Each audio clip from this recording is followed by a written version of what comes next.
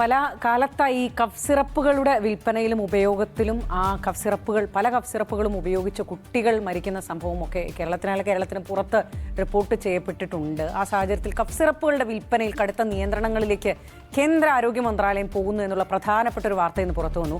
Drugs റൂൾസിലെ schedule K ലിസ്റ്റിൽ നിന്നും syrup രൂപത്തിലുള്ള മരുന്നുകൾ നീക്കം ചെയ്യുമെന്നുള്ളതാണ് പ്രധാനപ്പെട്ട കാര്യം. ഇതിനായി കരട് വിജ്ഞാപനം ഇറക്കി. നിയന്ത്രണം വിഷാംശങ്ങൾ അടങ്ങിയ കഫ് സിറപ്പ് കഴിച്ച് 20 കുട്ടികൾ മധ്യപ്രദേശിൽ മരിച്ച സാഹചര്യത്തിൽ കൂടിയാണ്. ദില്ലിയിൽ നിന്ന് വിവരങ്ങളുമായി വൈശാഖ് ആര്യനാണ് ചേരുന്നത്. വൈശാഖ്, കടുത്ത നിയന്ത്രണമാണ് വരുന്നത്. അപ്പോൾ ഇതിന് നിയന്ത്രണങ്ങൾ വരുന്നു എന്നുള്ള ഒരു അറിയിപ്പ് മാത്രമേ ഉള്ളൂ. അതിനുശേഷം എന്ത് സംഭവിക്കും? ഏതൊക്കെ തരത്തിലായിരിക്കും ഈ കഫ് സിറപ്പ് ആളുകൾക്ക് എന്തെങ്കിലും ആരോഗ്യ പ്രശ്നങ്ങളുണ്ടെങ്കിൽ വാങ്ങേണ്ടി വരിക? ഡോക്ടർമാർ ഇതിന് ഏത് രീതിയിലായിരിക്കും നേരിടേണ്ടി വരിക? അതിലൊക്കെ വിവരങ്ങളുണ്ടോ വൈശാഖ്?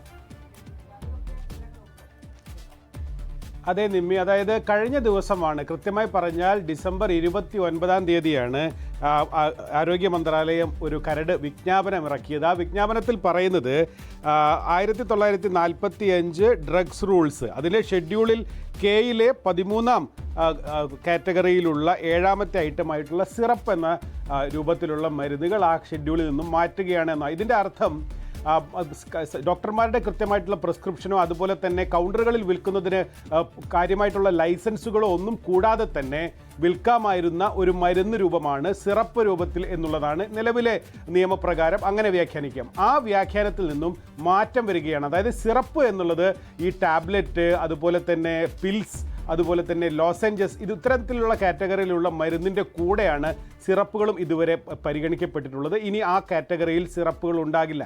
അങ്ങനെ വരുമ്പോൾ ടാബ്ലറ്റുകളും അതുപോലെ തന്നെ പാരസെറ്റമോൾ ടാബ്ലറ്റുകളൊക്കെ പോയി വാങ്ങുന്നത് പോലെ നമുക്കിനി ഇത്തരത്തിൽ സിറപ്പ് രൂപത്തിലുള്ള മരുന്നുകളൊന്നും വാങ്ങാൻ പറ്റില്ല. ഈ ഒരു നടപടിക്ക് കാരണം അത് ഈ കഫ് സിറപ്പുകൾ, ഈ വിഷാംശമടങ്ങിയ കഫ് സിറപ്പുകൾ കഴിച്ചുകൊണ്ട് മധ്യപ്രദേശിലും രാജസ്ഥാനിലുമായി 24 കുട്ടികളാണ് കഴിഞ്ഞ മാസങ്ങളിൽ മരിച്ചത്. ഈ ഒരു സംഭവത്തിൻ്റെ പശ്ചാത്തലത്തിൽ ലോകാരോഗ്യ സംഘടന ഇന്ത്യയിൽ ഉൽപ്പാദിപ്പിക്കുന്ന കഫ് സിറപ്പുകളെ പറ്റി ഒരു ഗ്ലോബൽ ഹെൽത്ത് അലേർട്ട് പോലും പുറപ്പെടുവിക്കുന്ന സാഹചര്യം ഉണ്ടായിരുന്നു. അത് വലിയ തോതിൽ രാജ്യത്തെ ചർച്ചയായിരുന്ന ഒരു വിഷയമാണ്. ഏതായാലും ഇനി ഇത്തരത്തിലുള്ള മരുന്നുകൾ ലഭിക്കണമെങ്കിൽ പ്രത്യേകം ലൈസൻസ്, അതുപോലെ തന്നെ ഡോക്ടർമാരുടെ കൃത്യമായിട്ടുള്ള കുറിപ്പടി, നിർമ്മാണത്തിലടക്കമുള്ള കർശനമായിട്ടുള്ള വ്യവസ്ഥകൾ ഉണ്ടാകും. ആ വ്യവസ്ഥകൾ പാലിച്ച് മാത്രം നിർമ്മിക്കാനും വിൽക്കാനും ഒക്കെയുള്ള മരുന്നുകളുടെ ഗണത്തിലേക്ക് സിറപ്പുകൾ മാറുമെന്നുള്ളതാണ്. അതിൽ ഏറ്റവും കൂടുതൽ ഈ ഒരു നിയന്ത്രണം വരിക കഫ് സിറപ്പാണ്. ഏറ്റവും കൂടുതൽ സിറപ്പ് രൂപത്തിൽ ഇന്ത്യയിൽ വിൽക്കപ്പെടുന്നത് എന്നുള്ളതാണ്. അതുകൊണ്ടാണ് കഫ് സിറപ്പിന്റെ വിൽപ്പനയ്ക്ക് കടുത്ത നിയന്ത്രണങ്ങൾ വരുന്നു എന്ന് വ്യാഖ്യാനിക്കാനുള്ള കാരണം. ശരി, വൈശാഖ് ആര്യനാണ് ദില്ലിയിൽ നിന്ന് വിശദമായ വിവരങ്ങൾ നൽകിയത്.